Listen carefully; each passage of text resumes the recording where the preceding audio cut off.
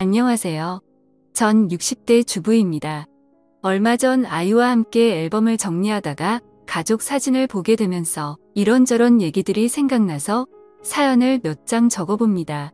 사실 이 얘기는 저의 아이들도 그리고 남편도 모르고 저만 가슴속에 품고 살았던 얘기라서 조심스럽기도 하지만 언젠가 한 번쯤은 누군가에게 꼭 하고 싶은 얘기였기에 용기를 내봅니다.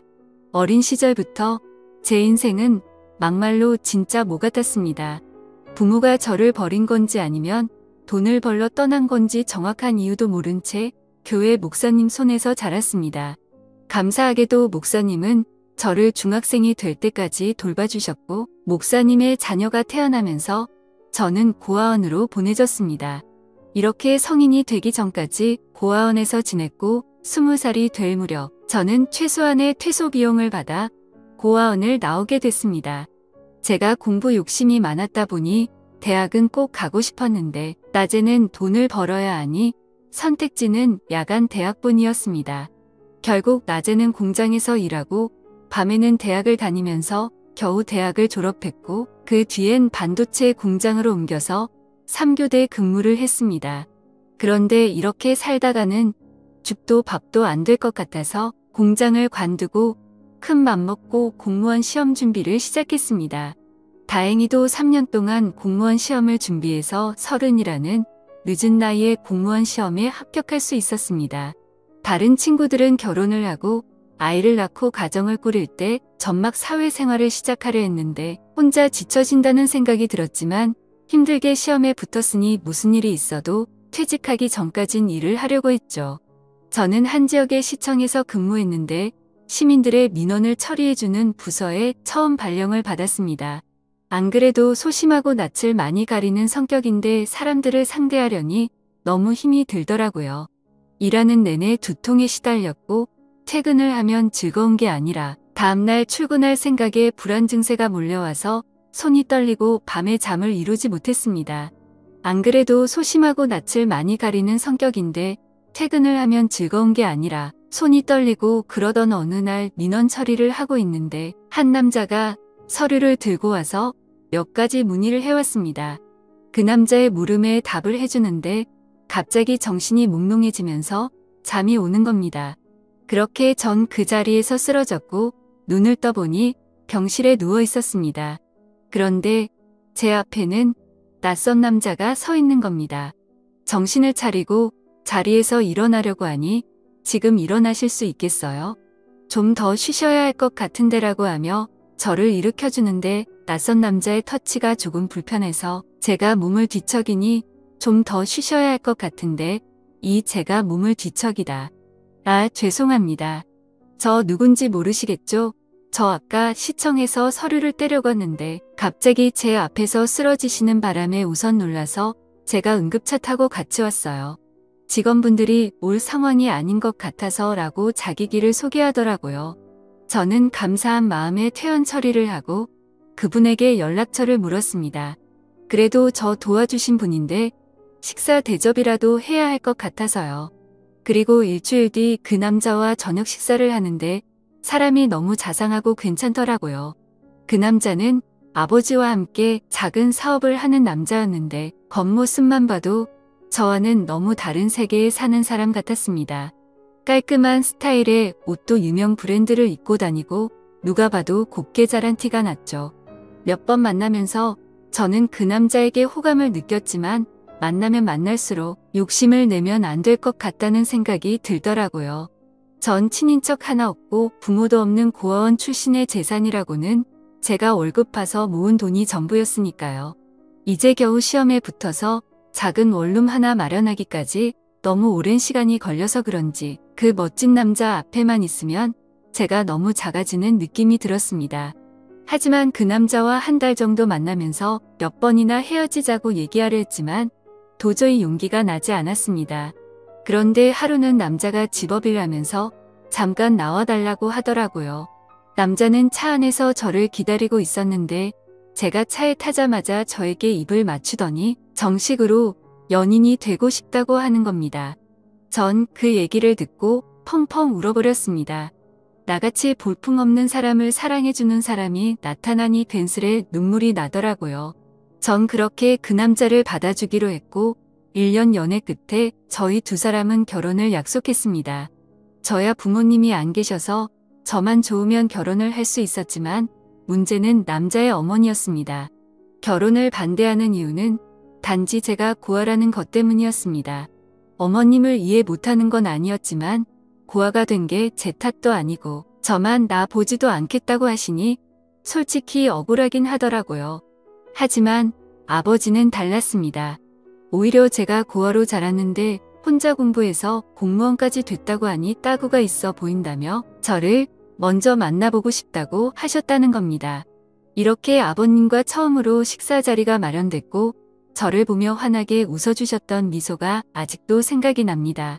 거기에 술이 한 잔 들어가니 저도 마음이 편해지고 아버님께서 저에게 도마를 놓으시니 마치 이 결혼을 정말 허락받은 것 같은 생각이 들었습니다. 아버님이 잘해주시니 저도 그만큼 해드리려고 정말 많이 노력했습니다. 결혼하기도 전이었지만 먼저 연락도 드리고 선물도 드리고 단둘이 만나서 식사도 하고 아버님은 그런 제가 정말 마음에 드셨는지 얼른 결혼식을 준비하라고 하시더라고요. 어머님은 자기한테 맡기라면서요. 결국 저희 두 사람은 아버님을 등에 업고 결혼식을 올릴 수 있었고 감사하게도 작은 신혼집까지 마련해 주셨습니다. 대신 조건이 있었습니다. 제가 몸이 많이 어약한 편이다 보니 아버님께서는 일을 관두고 남편은 애조하길 원하셨습니다. 대신 무슨 일이 생기면 본인에게 바로 얘기하고 책임까지 져주시겠다고 약속을 했지요. 저 말을 듣고 솔직히 고민을 안 했다면 거짓말입니다. 공무원이 되겠다고 고생한 3년이 주마등처럼 스쳐갔지만 저도 이제 남들처럼 가정이 생겼고 제 미래를 이 가족에게 바쳐도 괜찮을 것 같다는 생각이 들었습니다. 솔직히 남편 사업이 꽤 잘 되기도 했었고 적어도 돈 때문에 마음고생할 일은 없어 보였기 때문이죠. 전 사직서를 제출했고 시댁 근처에 신혼집을 얻어 남편과 행복한 신혼생활을 보냈습니다. 하지만 점점 남편은 변해가기 시작했습니다. 누구보다 저를 사랑해 줄 것 같던 사람이 외박은 점점 잦아지고 연락도 잘 되지 않았습니다.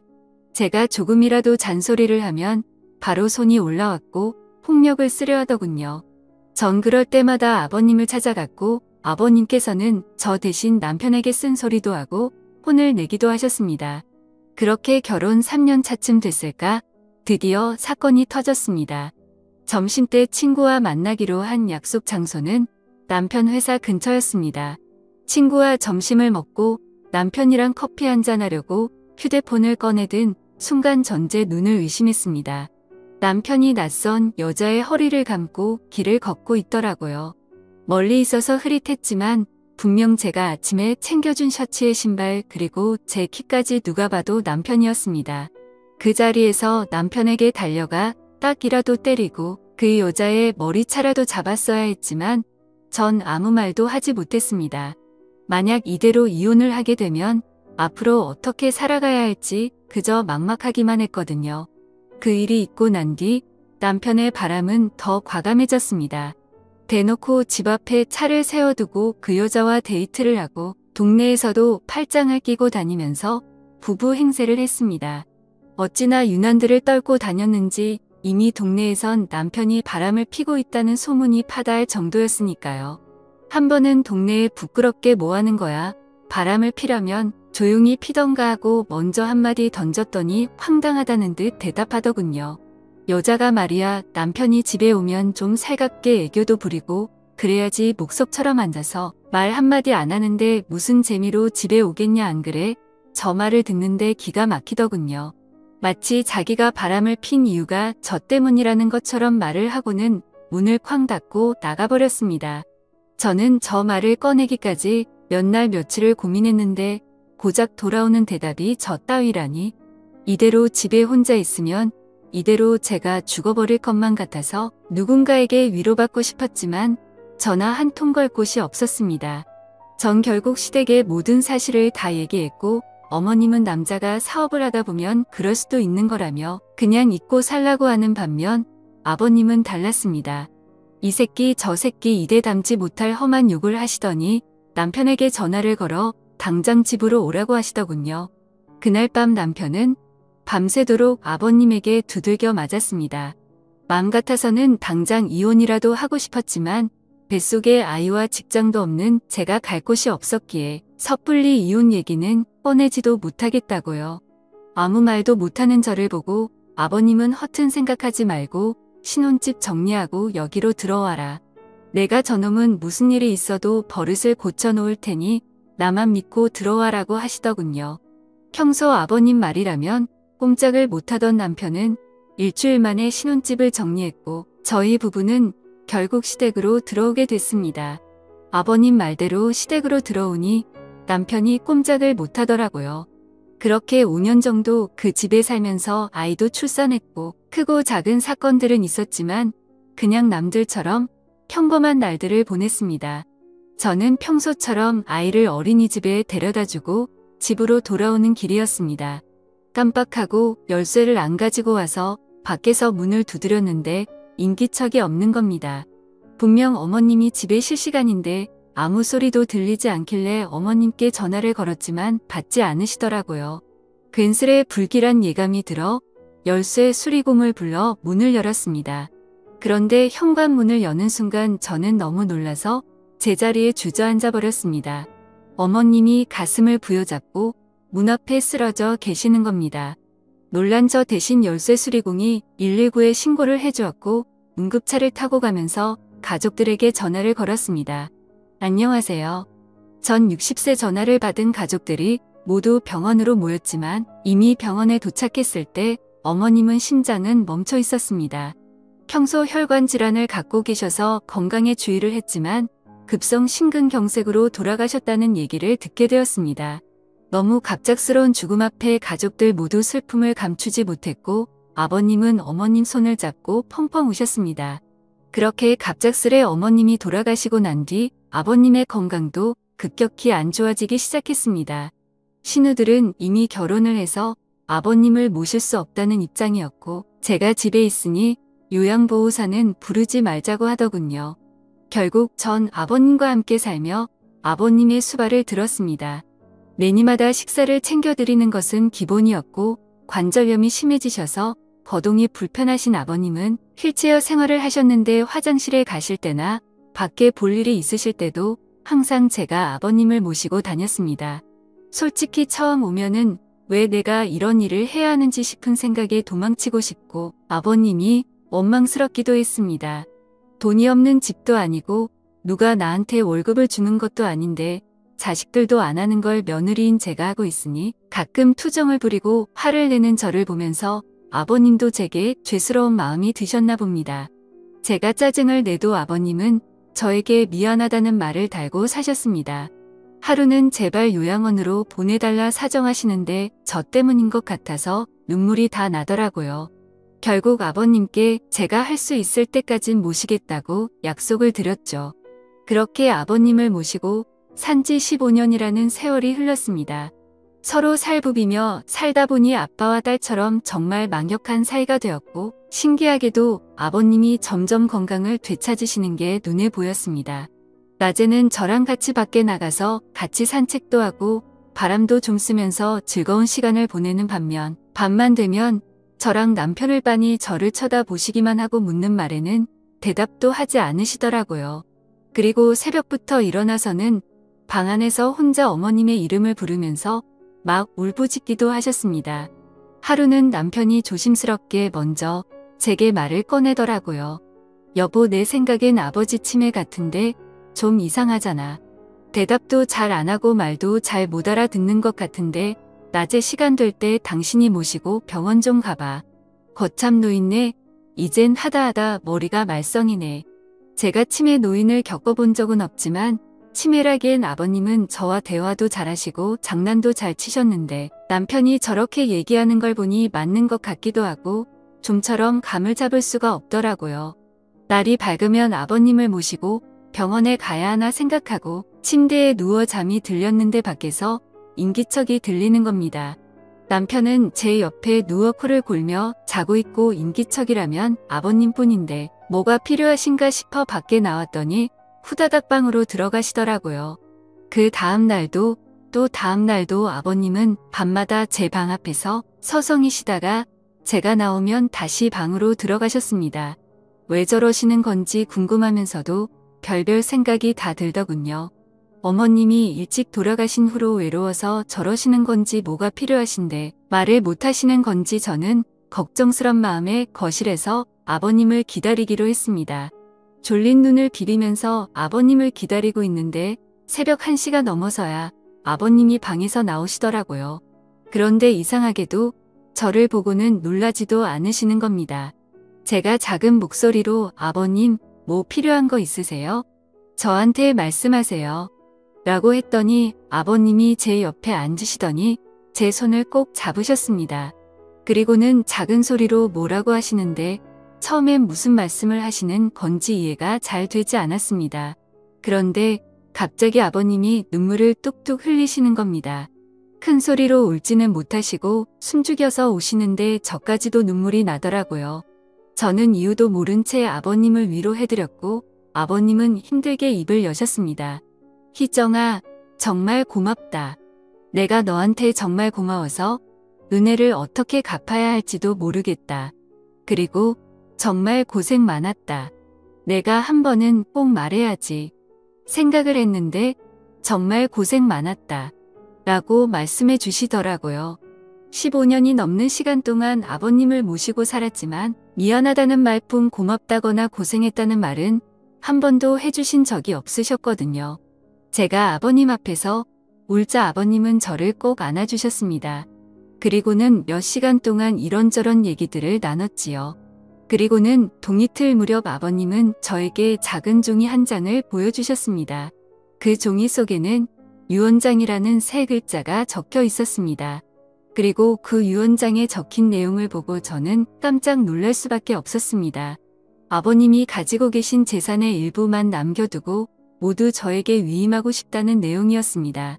가슴에 손을 얹고 저는 돈을 바라고 아버님을 모신 것이 아니라 정말 제 아버지라는 생각으로 아버님을 모신 건데 그 유언장을 보고 마음이 너무 무거워졌습니다.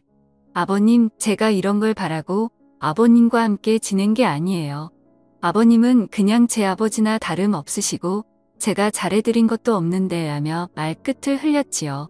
그럼 알지 내가 왜 그걸 모르겠니? 자식들도 다 마다한 걸 며느리인 내가 해줬으니 거절 말고 받아라. 내 평생 은혜를 갚으려면 이걸로도 많이 부족하다만 이렇게라도 해야 내 마음이 편해질 것 같다. 말씀하시고는 방으로 들어가셨습니다. 그 일이 있고 난 뒤 저 남편 아버님 모두 아무 일 없다는 듯 평범하게 지냈습니다. 저도 아버님도 그날 일에 대해서는 얘기를 꺼내지 않았지요. 그리고 3년 뒤쯤 아버님의 아침상을 차려서 방으로 가지고 들어갔는데 아버님께서 누워서 눈만 껌뻑껌뻑 하시는 겁니다. 아버님 일어나서 식사 드세요. 마늘 장아찌 좋아하셔서 그거 만들었어요. 하고 말씀드리는 순간 헛기침을 크게 하시더니 그 자리에서 숨을 거두셨습니다.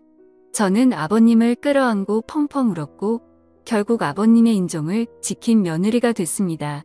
아버님 장례를 치르고 물건들을 정리하는데 신우들이 집으로 몰려왔습니다.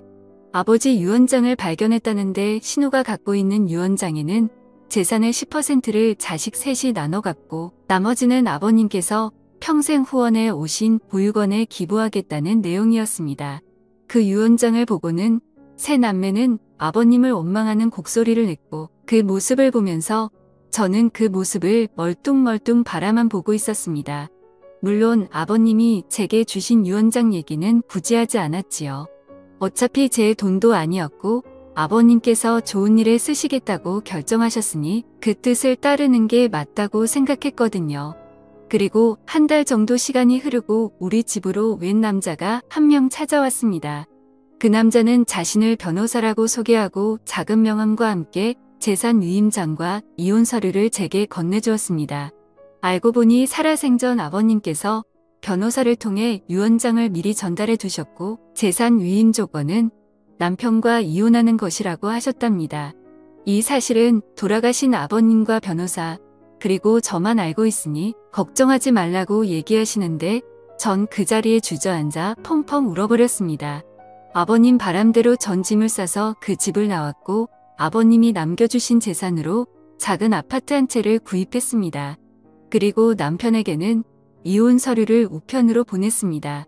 다행인지 불행인지 남편은 별말 없이 동의했고 저희 부부는 그렇게 합의하에 이혼을 하게 됐지요.